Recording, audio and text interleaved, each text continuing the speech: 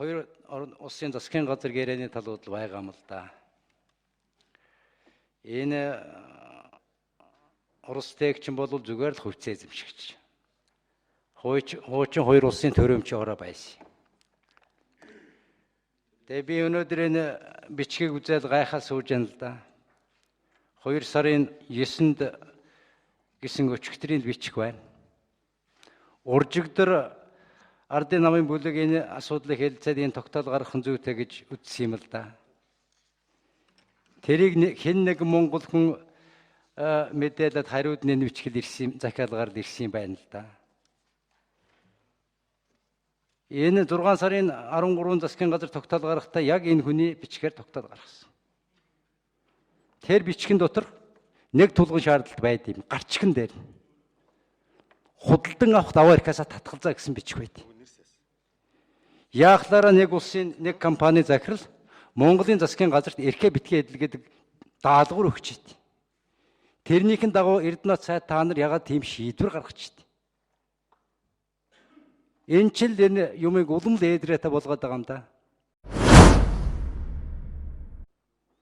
Одоо энэ Монголын чин төрийг монголчууд энэ сууж байгаа 76 биш гаднаас хүн өдөрдөж эхлэх нь л дээ. Гадаадаас тусламж авч эхлэх нь л дээ. Энд бол энийг хурлын гишүүн болгон дотроо нэг бодсон дээр байх уу.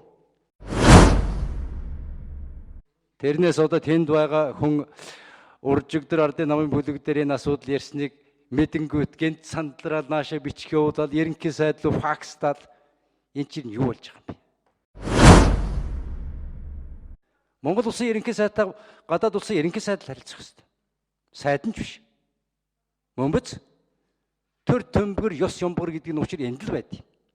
Харилцах шаардлага байд юм бол гадаад хэргийнхаа ямар дамжуулаад харилцаж явах хэрэгтэй. Ийвэл ертөнцийн жишг байгаа шүү дээ. Хоёрдугаарт хувийн өмчлөө халдаад байгаа юм бол байхгүй шүү дээ. Нийгэмчлээд байгаа юм байхгүй шүү дээ. Засгийн газрын 49% ном журмынхын дагуу хэлэлцээрийн хүрээнд авчирээд асуудал Монголын талдаа засгийн газрын талдаа аваад авсан 49% бирж дээр гаргаад Монголын компаниудад нээлттэй зарлал худалдсан бол болох л байсан шүү дээ. Яагаад энийг хийгээгүй юм? Яагаад сонгуулийн санал хураахаас өмнө ганцхан хоногийн өмнө энэ асуудлыг олон нийтэд мэдэгдэж чон вороноор гэдэг болдог билээ. Ийм л юм болсон шүү дээ.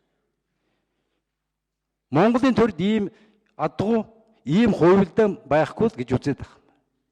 Хуулиар биелүүлэх л ёстой гэж үзэж байгаа. Хууль зөрчсөн та нар.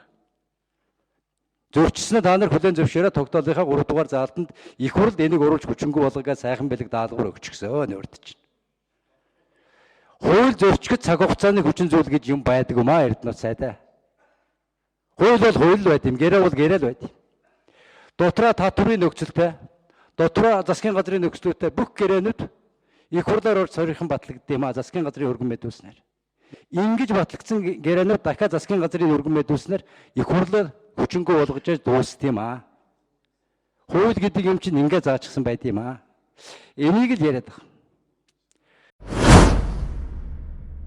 Нийгэмчлэлээ барилдаа гэдэг нэг сүрж өгөх хэлээд байгаа юм. Юу нийгэмчилсэн?